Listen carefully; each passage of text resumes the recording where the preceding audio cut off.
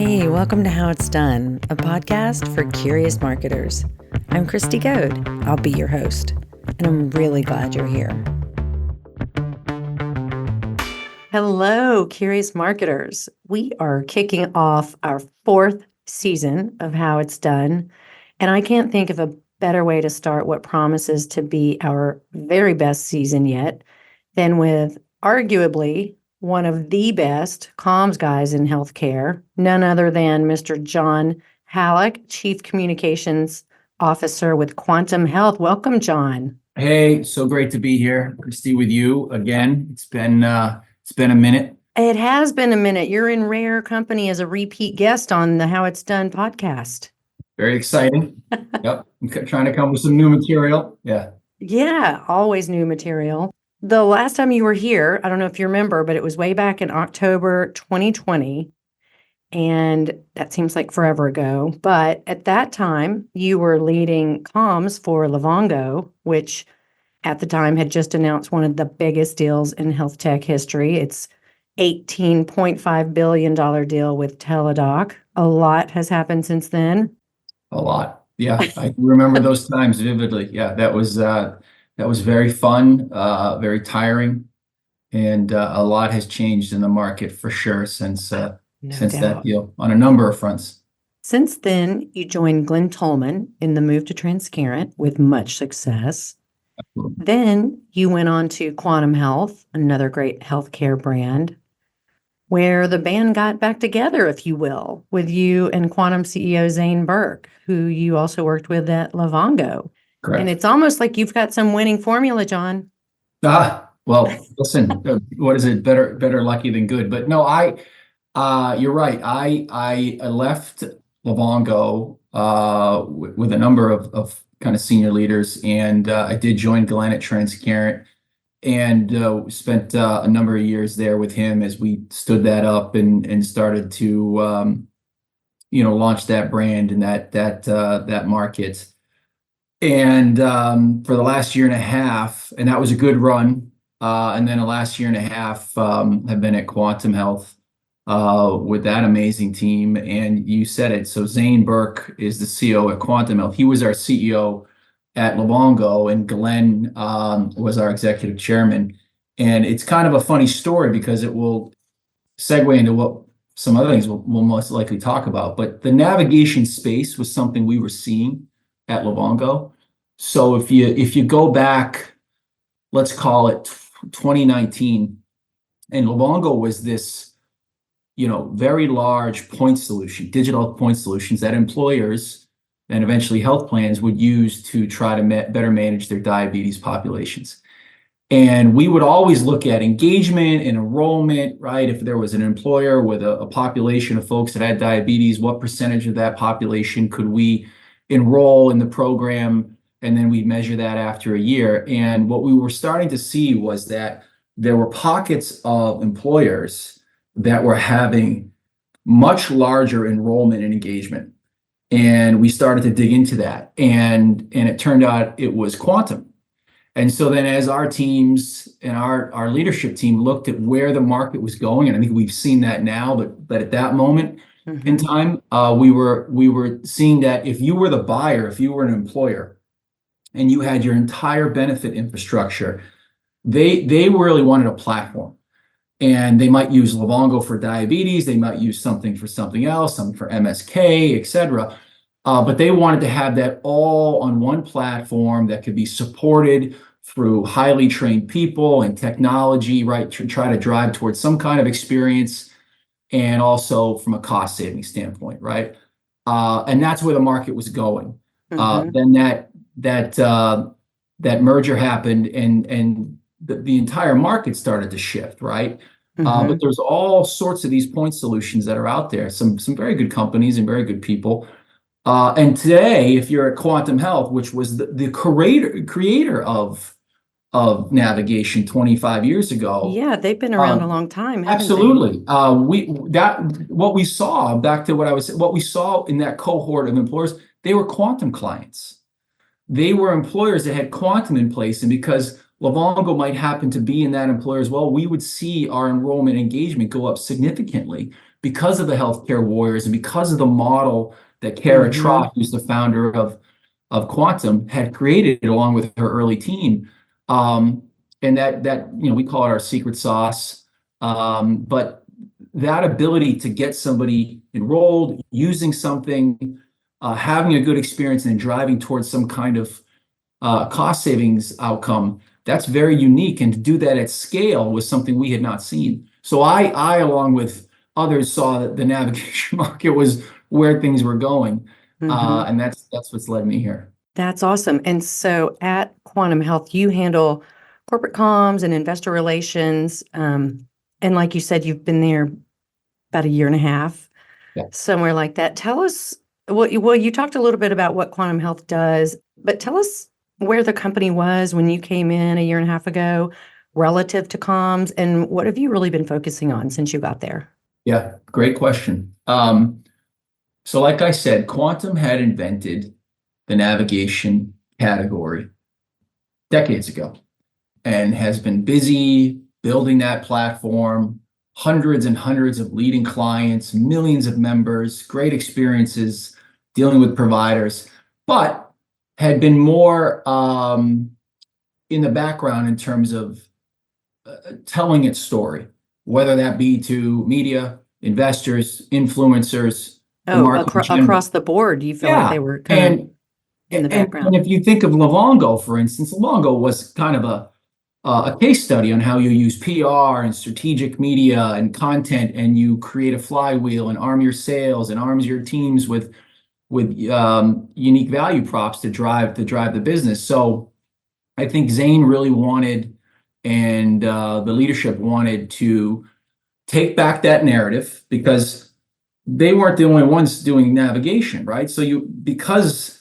we all saw that, others saw that, and they move into a market. Right. And it's easy to say you do something, whether you do it or not, and that actually makes it harder from a marketing standpoint, as you know, to differentiate yourself. So we have been very busy, where we put in the in-house team a real rigor and cadence in the content we're creating, how we're disseminating that both externally, internally, how we're arming our teams internally to use that to differentiate who we are, what we do, how we're different, and how we're arming the client with tools and technologies as they try to deal with the various challenges they face as an employer. So you have to take that narrative back, and the way you do that is you build the muscle, you build the rigor to tell your story. And we've been successful at that to date, but it's not easy to reclaim a narrative, as you know. And once you start to do that, you have to keep that cadence going. So that's what we focus on day to day. On the IR front, we all are a company that has been very successful, has scale. So we also want a parallel process and start to better educate the investment community, analyst community, as to who we are, why we're different, how we view the market, so that they over time can understand why we're different. And they're consuming the same information that a reporter would, or you would, or anybody else in the market. And so you just put maybe a little bit of a different slant on it, but the same rigor and cadence is applied there. Well, it seems like Quantum has significantly bolstered its industry presence in a short time. How exactly have you and your team done that? Yeah, well, it's the same game plan I've been running. This is the playbook, isn't it, Tom? The only one I know. One trick. Tell us your secrets. You got it. Yeah, it again isn't necessarily rocket science. So you first have to have a plan. It can't be too complex. I feel like I've told you this. It can't be too complex. I want to understand that a little bit more in terms of it I can't think be too complex. There's a lot of well-meaning comms and marketing teams that make things so elaborate and things they want to do in a market that they end up spending the vast majority of their time creating the plan. Yeah. Okay. And by the time they go to implement the plan, whether it's competitors or the market in general, has already moved again. It's constantly moving, right? So how much time should be spent on such a thing? I think not long, maybe a month. A month. I mean, really and truly, I guess that really should be plenty of time, right? Yeah, that Like should how be. much more, like how much information is too much information, right? Correct. Like And you then go with it. you got to have internal buy-in and all those things and those buzzwords, but you also need to have enough intentional gaps in that plan for flexibility, right? You Love know, that. meaning it can't be so fleshed out that, A equals B equals C. Well, what if B doesn't equal C one day? Then you might have to switch. And so if you don't also build that rigor and flexibility in your own teams, they may not be able to react to the market. So the other flip side to that is culturally, and I've had to deal with this a number of times in my career, you have to get buy-in, not just in terms of the strategy and the tactics that fuel the strategy, but the people in the company that are going to be critical in telling the story. I can't just be one spokesperson. It has to be across the board. So you have to get them energized and excited and have their unique voice as part of that. And you use all those different folks as part of telling your story. Then it makes your life easier and your team's life easier as you're trying to go faster. People have a vested interest because they're part of the journey. Tell us how you do that, because the name of this podcast is How It's Done, and give us a little more insight into how you go about doing that from a chief communications officer perspective. Are you literally having a little, road tour within the company, and then you're like, how do you go about it? What's Yes, the best way? I think you just nailed that. Yes, it's a little bit of doing your own team's PR internally to educate individuals as to why we're doing this, what it's going to enable us to do, how it's aligned with the key KPIs of a company, the growth of the company. Everything we do, Kriste, is aligned with driving the growth of the company. We know that if we do something in the market, it's going to add to share of voice, power of voice, right? Social implication, but all that content is also designed to fuel sales, marketing, right? The different growth drivers in the company.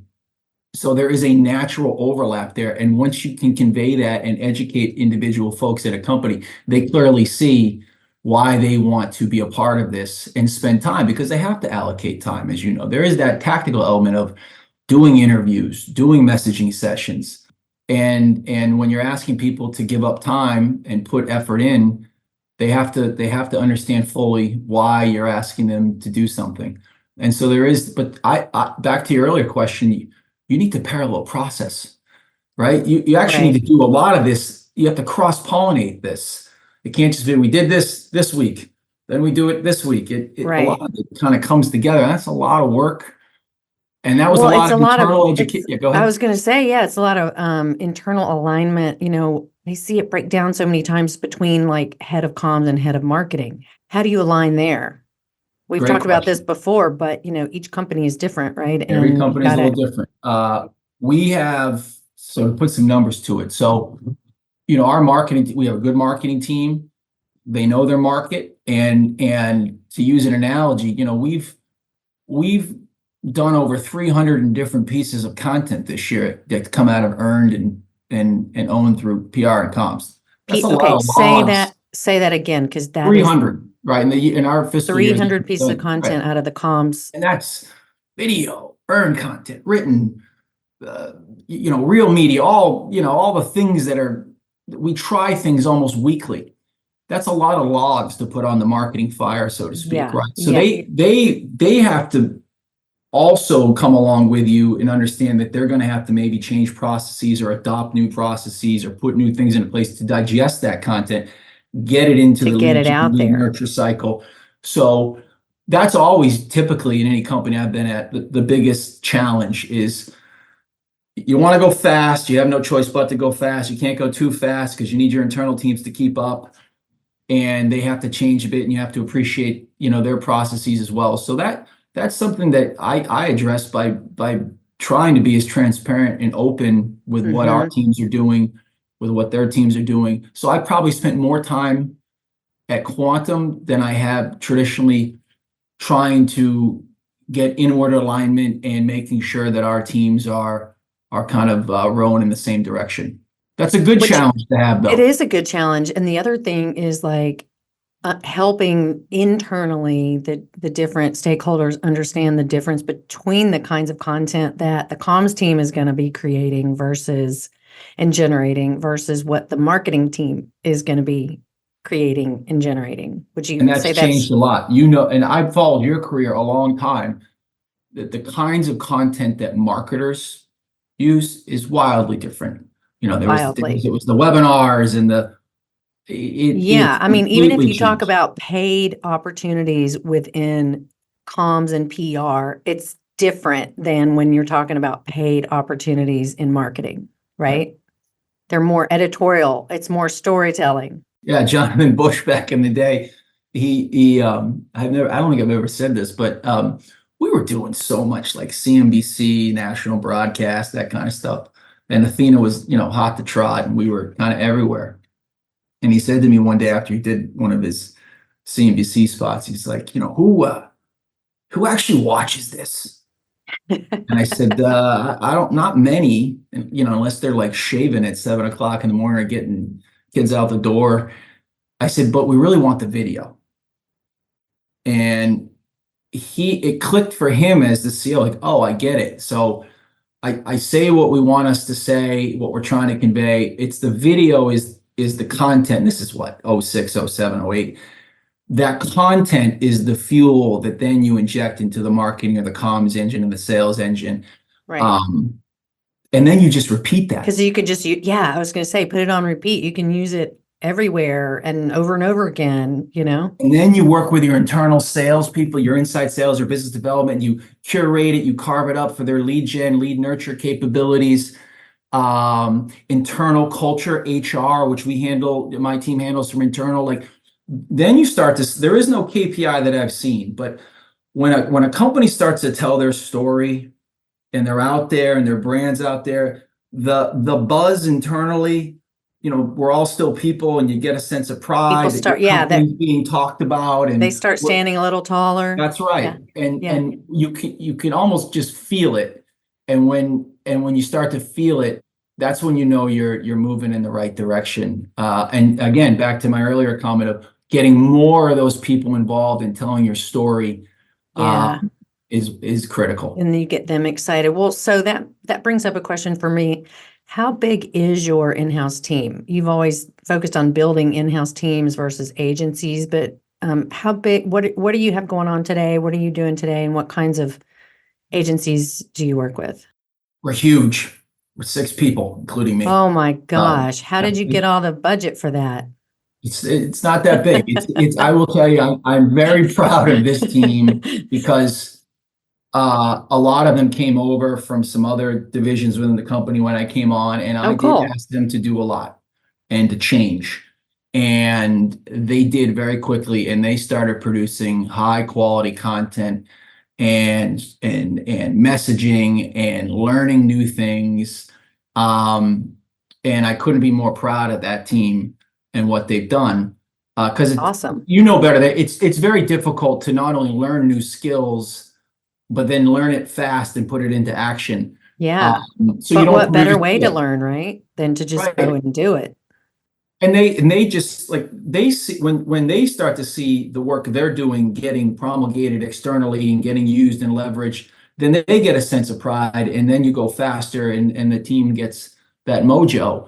Now I yes, you're right. You and I have chatted about this a lot offline. I've never used a lot of outside agencies. I would always rather build in-house capabilities. That said, I have a short list of very talented people, yourself included, Well, thank you. that you know if that are truly experts or provide that third party insight and expertise that I may need for some kind of campaign or something we're doing. I will use them all day. Yeah. And if nothing else, it allows you to also, back to our earlier chat about strategy, those intentional gaps, Yeah. they can fill them, Yeah. right? Or they can say, this is wrong, do that. And you can't ever be so rigid in your own strategy. Like this is my strategy. For people listening, holding up a piece of paper, we will not change this strategy. Well, no, if you bring some real experts in every once in a while to take a quick look at and say, well, did you ever try to do this? Then we try it. It's very rare culturally on my team that we don't try new things. I love And that. when we find things that work, we do more of it. And then things that didn't track very well, we may not do as much of. I don't want to put you on the spot, but are there any things that, you've tried either here at Quantum or otherwise, at previous companies that it just didn't work? Oh, it's a great question. I think they all worked. Did they work as well as we would have wanted? Vis-a-vis the amount of effort and resources you put into doing it. Yeah. I have a good sample set of those. Hey, we all do. Yeah, there's nothing like, hey, we put our executives on hot air balloons and tried to fly them over a town, nothing like that. Yeah. But yeah, we all have tried things. Or I will copy. I go through LinkedIn and I'll see people doing cool stuff and I'll try to do that, or our team will say, well, did you see what that company did? And I like that. And you can even look at big giant companies that have ridiculous budgets and staff and say, well, we can't do everything they did, but what if we did this? So we'll try that all the time. And again, back to folks like yourself that may have done a project for somebody, and they can come in and say, well, this organization did this and this, and maybe you can't do all this, but what about these two components? Those are things we do almost on the weekly. Well, I mean, no matter what, you're always learning, right? And, learning, applying those learnings and keep going. I do the same thing. I'm always like, oh man, look at that cool thing this brand just did, let's try that. I feel like I'm back in high school cheating. For me, I'm trying to sell clients on, hey, why don't we try this, in the consulting I want to hear space, that from you. What now, as somebody who deals with a lot of clients, when you propose new ideas, what's the percentage of times you have receptive clients that say, you know what, Kriste, that's a great idea, I'm open to trying that, versus the ones that say, well, no, that's not really in our strategy, and we're going to stay the course? I'm going to call it, it's probably 50-50 for different reasons. Might even be higher than that, just because I am always thinking pretty outside the box. And I'm not afraid to put those ideas out there, because sometimes, the client might just be like, hey, that's kind of out there, but let's try that. That's cool. Other times it might be a little too risky or a little too scary, or maybe it costs too much money, and people have to be willing to go to bat internally for those kinds of things. Sometimes if it's not a sure thing, it's not something that the company's done before, there's not willing to take that risk. So I'd say it's 50-50. And then there's, I've got a great example with a client right now. We've been working with them and we've been having a lot of great success with them. And, we had like quarterly business review and looking ahead at 2024. And so we put our heads together and we came up with a really great idea, and they love it. And they're gung-ho and they're ready. And then turns out that, they're still trying to close a couple big deals, right, at the end of the year. So they don't have the money initially going into 2024 to fully launch what we call the big idea, but they're bought in, so it's just a matter of timing and money and budget. Yeah. So we run into that a lot. Yeah. Well, tell me this. So speaking of, you said it earlier, but the healthcare navigation space is it's hot. There's a lot of new entrants. How do you use PR and your various forms of media to have your story stand out and really, frame the market? You maybe touched on it a little bit earlier, but I want to kind of thread that needle a little bit more. Well, I think you got to own the narrative. And what I mean by that is that's a lot of people say own the narrative, which is, I had a boss a long time ago when I first got into PR in the early 2000s. And he had been the managing editor of the Boston Globe business section. So I was wildly fortunate that I was trained by like an ex-reporter / editor and how they think as individuals, consuming PR. Right. And he told me something that I've never really forgotten, which was, it's very powerful. And there's some power in telling a group of people or an audience how you feel about some topic. Imagine if you can create the topic that people are having feelings about. And so I've always thought of that in terms of using data, using campaigns that are thought leadership based, surveys, working with media organizations that bring that third-party validation to it, to where the audience consuming it, it's not a question of if they have an opinion about navigation. It's a foregone conclusion via the data and the way the message is designed that, of course, navigation is the logical thing I need. Now it's a question of which kind of navigation offering. And in that paradigm, then you can more easily compete, because if you feel you have a comparative advantage, you're not battling on two fronts to say, boy, we have to convince people that navigation's needed. That's check. We just did that. Now we just have the competition over here between us and others that are in the space. And that's something we've been focused on quite a bit this past year, and doing those kinds of campaigns and that third-party validated research. Did I say that analogy right? I think I think so. I think I heard you say, so you're really leveraging data to create that emotion, to find the nuggets, right, and really connect those dots for the audience, for the media.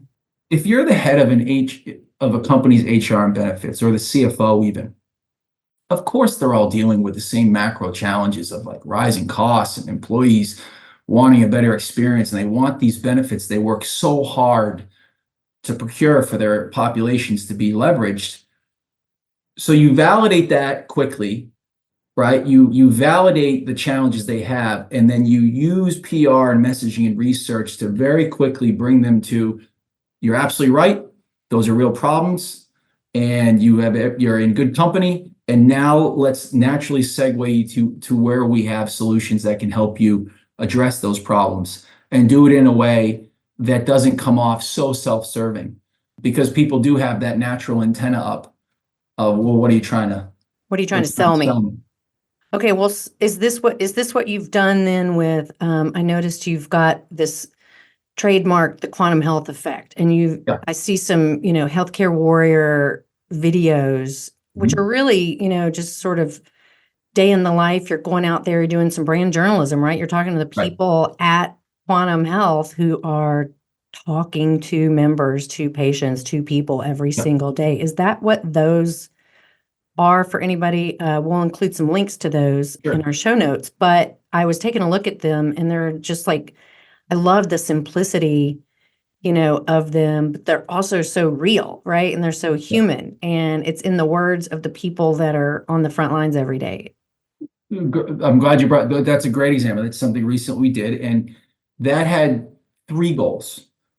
The first goal is to make sure that we're using all or as many of our different warriors and the different things they do at our company, our care coordinators, our clinicians, our nurses, our heads of member services, heads of technology, right? So we're telling that broader story and how we see navigation, and what hopefully the market should consider what a broad navigation offering is. But then every day, Kriste, we have dozens and dozens we have a system that gives member feedback, because we have over 3 million members, of different experiences that they had and how we helped them navigate healthcare. And some of them are candidly very, very moving. And so this is still about people, because more times than not, the people that are coming to Quantum are in some of the most vulnerable positions they've ever been in their life, because through a diagnosis or something happened with a family member or what have you. So the impact we have is tangible daily, and it's great for our teams to be a part of that voice and that brand, because who else better to relay that? And so we also use that from a recruiting standpoint, right, for HR and supporting their efforts. And so, as we try to get more people to join the company, so you get multiple different. It's like brand ambassadors. Right. And then internally, like we said earlier, people see, their colleagues on videos that's out there, and there's a sense of pride. So you really achieved multiple objectives in a video like that. And we try to do that with as much of our content as we can, because that ultimately is what drives the culture, which without the culture, you don't have much. And Quantum has, without a doubt, the strongest culture I've ever been a part of. There's a real mission here to help people.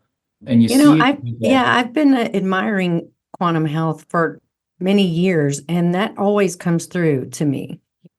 You were talking about earlier, you see brands doing things. I'll never forget, it was several years ago. Quantum had launched a new website and a whole new brand. I was like, oh man, that's good. It's so human. It's, you know, not a lot of brands in healthcare are necessarily willing to go there. But I think maybe what you've hit on, is there is a culture. And when there is a culture like that exists, it makes it a lot easier to tell the story too. And you feel a sense from my perspective, you have a sense of obligation to tell it that way, right? I mean, Oh, yeah. Mm-hmm. I Gotta do it want to tell justice. our warriors' story because I think they do some pretty amazing work for people, and I want them involved in this narrative and on the journey of telling our story. So I think if you have that asset, you'd be reluctant not to use it. Well, so from a brand standpoint, are those the kinds of things that you've been able to do to really, I guess, take this brand that's been around almost 25 years and inject some newness and new relevance? Yeah, I think we have, and I think we've got more work to do. But I think it's been pretty exciting to see the traction we've made internally and certainly externally in a relatively short period of time. And as someone who's charged with the investor relations component too, you get constant feedback from individuals in that realm of the world where they're seeing and feeling this as well. Because again, they consume the same content that you and I consume. Right. And also a fantastic source of intelligence on the market as well, Oh, 100%. without a doubt. Yeah. They know, they know what's They going know on. they know a lot. And they're not just in the numbers. I mean, they're talking to benefit consultants and they're talking to clients and prospects and employers. And so typically I will get intel, good or bad, from that source faster than any other source that I deal with. Interesting. Well, so you do wear that IR Mhm. managing investor relations like you did at Livongo. And Quantum is certainly a company many look at as a prime company that could enter the public markets at some point. Where does PR and Com support that?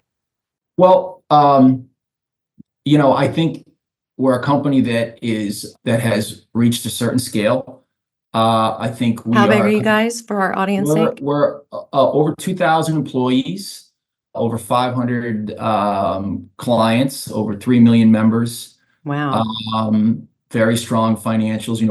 We don't talk too much about them publicly, and so you always want to maximize optionality, right? So if a company ever wants to go public, there's a large amount of work that goes in prior to that in terms of educating in the investment community, educating other key stakeholders that would be involved in that. And that takes some time. Mm-hmm. Having done that a number of times, you got to do that in concert with everything else, It's a whether, full-time whether job. it ends up happening or not. And candidly, one of the reasons we do a lot of that analyst education and work is they end up producing content themselves, right? Through analyst reports. Yes. That's right. And we use those analyst reports, Kriste, the same way we use a story, because very, very, very few times does it actually have numbers in it. It's them looking at the market. We can fuel our sales, our consulting teams through that third-party research as well. So it's a one big flywheel. But the reason that that's now become a trend where typically comms and IR were two separate entities, we Yeah. started doing this candidly way back at Athena Health because we figured out, wait, the same thing we're saying to CNBC or the Wall Street Journal or a trade magazine is essentially the same thing we're saying to a sell side analyst. And yes, there's numbers and other elements of that, and you have to have that locked down. But they're looking for a story just the same as a reporter is for their audience. And that's what Livongo was very successful at, as you know, is that they can get the numbers all day. That's not the issue for analysts. What they want is a narrative and a story and a framing Yeah. of the market and where you fit into that. Well, you said something interesting, and that is even as not a publicly traded company, right? Even if you're not having to report out on a quarterly basis and having to do those interviews or whatever, those analysts are still covering Yes. the leaders in the space. So Right. you're getting media hits. I'm using air quotes, for our listeners too. Media hits. You I see see those what you mean. balloons? You see Yeah, those balloons that just I like it. happened? Animation I effect. don't know where they're coming from, but every every video call that I am on now, randomly, balloons, fireworks, things just like pop in the Love background. it. So if any listeners know what's happening out there, you let me know. Yeah. But anyway, yeah, I mean, that's a great point. I don't know that everybody in every comms department, really thinks of it that way. Or I maybe don't I'm think they kidding do. myself. I don't think they do. And when I adopted it years ago, quickly, not just myself, but others in the companies that they saw that as a strategic advantage, right? Yeah. And if you can be a private company that's driving a narrative with that audience, not only does it meet your tactical objectives, but it also helps with the brand amplification and authority as well. So you want to have it as integrated as possible because it ends up being the same story. You might as well have all the levers available to pull at the same time as needed. I got to think if you're working with a CEO that you've worked with at previous companies where you've had success in these areas, it makes it a lot easier. You kind of get like free reign. I wouldn't say free reign, but yes, it does make it. I don't have many conversations with Zane trying to Convince educate me as him. to why we want to do something, or with Glenn, or certainly with Jonathan years ago. And I will say the thing that I have found really refreshing at Quantum, and you and I chatted about it a little bit earlier, was the commitment that the leadership team has made. Kara Trott, our founder, has made to this. And as they see it working, the additional commitment, because that's critical. And if you don't have that, it's very difficult to execute.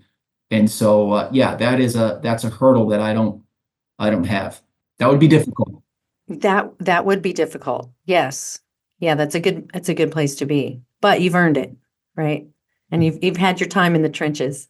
Yeah, yeah. So, What media lists? What were those back in the media lists and the Bacons? Remember the Bacons? oh man, With that's the books. really going Uh, back. oh Yes, I yeah. remember I that. remember you'd have to write a press release and print it out and then mail it Fax it. or fax it to a reporter. Wait like 2 days and call to give the pitch. Yeah. You're So not that old. I am. I am. Well, considering, the years in the business and how we mentioned at the start, like just how much media has changed. What's your view on the use of, I'm going to quote unquote, the use of quote unquote, air quotes, there goes those balloons again, media, real media, and other forms of media like video, thought leadership, social to support your efforts along with those traditional earned and owned channels? It's everything. I have had my years of lamenting social and all these new conduits, but because I do miss the days when you'd call the New York Times and you'd work on a story for 2 months and you have that anxiety of how the headline's going to come out, and you go and get the newspaper that morning, and that excitement. Um, if we can't create content that can't be promulgated on social channels or in some kind of digital form or real media way, it's not very effective. And so just getting an online story, yeah, you can measure that story, you can measure the power of voice, did the messaging resonate, et cetera, but Mhm. it has to be then parlayed into some kind of conduit and format that can be used in the way you mentioned. So most of what we do is geared towards that. Most people consume media that way today. Yeah. Video is king or queen. I mean, it is the thing that people digest and gravitate to. So we meet the market where we need to meet them. So Well, many people going to Dunkin' Donuts anymore and picking up the paper and having a oh my hazelnut gosh, coffee and reading I'm it. Yeah. always like marveling every time I see like a piece of print media, whether it's the local Yeah. newspaper or, Yeah. the local We alternative used to magazine. frame them, Kriste, at Athena. Yeah. we used to get when you get Business Week or, you'd get some feature story, we'd have all these frames in the hallway of the Yeah. story. Yeah. And Oh, it just yeah. makes it was like a trophy. Yeah. It was Yeah, awesome. those days don't exist. They don't exist anymore. But that's, there's good and bad, and it opens the door to a lot more opportunities to get your Yeah. story out, a lot more. And let's not forget, if I can do it and you can do it, smaller competitors can do it. And this is something I convey internally. As much as we have access to new media and real media and different ways to carve up our content, so don't smaller entrants that can move fast, right? Can inject themselves in the conversation. And so it's acted as an equalizer in that regard. And so you always have to pay attention, and I always do, to the new companies that are saying things, using different ways to say it, because there's no shortage of companies out there that at some point were upstarts. And then suddenly they Yeah. weren't. Having worked at a few, and you were the annoying company biting at the ankles of the incumbents, and then suddenly you look twice and they're big and they're not so cute anymore. So you always have to keep your eye on these new entrants and Oh, how they're constantly. telling their story. Yeah, constantly. No doubt about that. And the ones that do it and do it well. I saw, Christy Farr. I'm sure Yeah, everybody. know her well. Known her for years. I knew she was at VentureBeat. Yeah, Yeah, way back. Well, way back. I follow her on what used to be Twitter. It's hard for me to say X.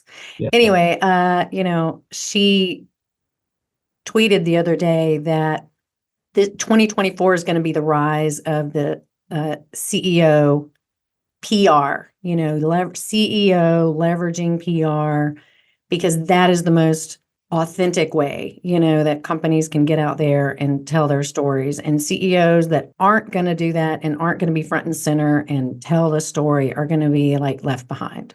What do you think about that?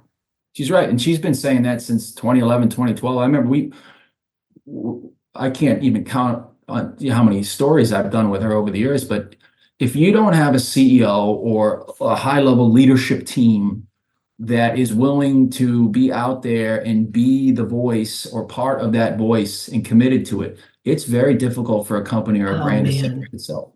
I was gonna say that very thing, because as an agency, we get all kinds of different companies, asking us if we can help them, and then sometimes we get in and we are helping them, and we find, oh wait, you mean your CEO isn't going to be available and isn't going to be the face? That's going to make it a lot harder, if not impossible sometimes. And I've had to deliver that message sometimes.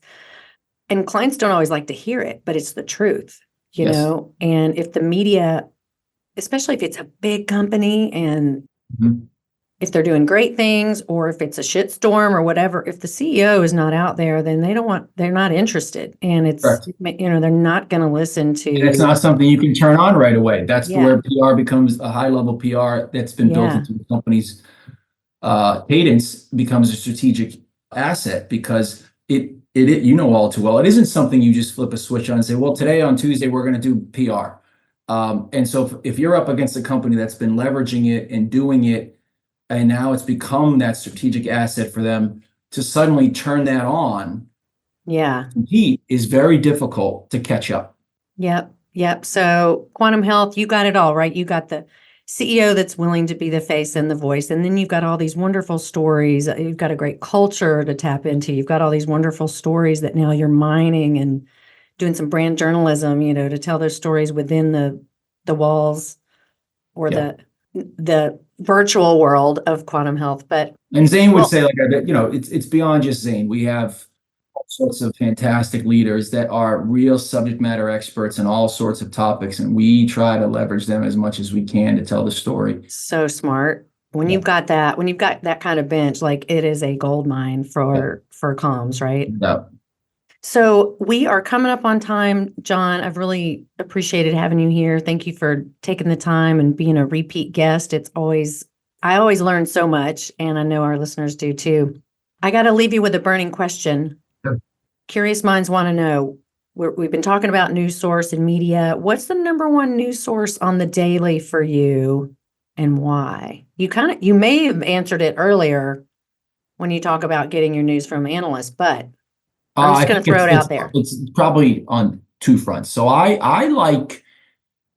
get the same news aggregators that most people probably get. The ones that I find the most helpful, that I think do the best job curating the various happenings in the industry. MedCity News does a very good one. I think in the provider space, Modern Healthcare has always done a very good one. Yeah. I think if I put on my IR hat, yes, every day I'm getting dozens of analyst notes. And I will spend, between 4:30 and 5:30 in the morning going through those. What? 4:30 a.m., John? Up early, Kriste, up early. Early bird. But and some of it isn't relevant, but there is usually one or two things that pop up. Certainly look at my competitors every day, and that sets the tone for the day. And then throughout the day, I'll look at whether it's on the investor side, what the market's doing, but also on the industry side. So, and our team's gotten very good at doing that too, which has been great to see. So they're invested in keeping up with what the Joneses are doing. That's awesome. Then you can always stay a step ahead. Right. I'm just proud of myself. I did this whole thing without talking about Tom Brady, football. Well, I didn't want to mention it. I didn't want to bring up a sore subject. Been years. Yeah. I Sundays are sad for me, and I don't have anyone to really cheer for. So you need a new team. You're looking for a home. I might start following the pro pickleball tour. I don't know. Listen, come on over to the Tennessee Titans fandom, because we haven't had a great year so far, but I'm always a Tennessee Titans fan, and it's a great city. We really enjoyed our time living there, and I do think when they get that new stadium, especially where it will be located right by the river there, it's gonna be a must go to spot for the NFL. It's gonna be pretty neat to see that city just go to that next level. Well, we'll have to get you here for a game when that happens. I always find a reason to get to Nashville. Martin's Barbecue. Nice so good. Yeah. No one can convince me otherwise. It's the best. Yeah. I was just telling someone this the other day. There was a friend of mine, she was visiting from Colorado, and I was like, well, it's lots of barbecue, but I do really like me some Martin's. Right. She agreed. She had a brisket burger, and she was raving about it. Yeah. Now you got me thinking. Right. I should send you some barbecue. Well, listen, it's been great having you on, John. As always, we'll include links and backgrounds and on everything we talked about in our show notes. So everybody, listeners, be sure to check that out on our website, growwithfuoco.com/howitsdonepodcast, or wherever you get your podcast. Again, my guest today has been John Hallock, Chief Communications Officer for Quantum Health. John, thank you so much. Hey, thank you for having me. It's great seeing you. You too. That's it for now. Thanks so much for listening. We're looking forward to keeping great conversations coming your way as we grow this podcast. There's even more great content from our conversations on our blog. Be sure to check it out at growwithfuoco.com. That's growwithfuoco, FUOCO.com. Stay tuned until next time, and no matter what, stay curious.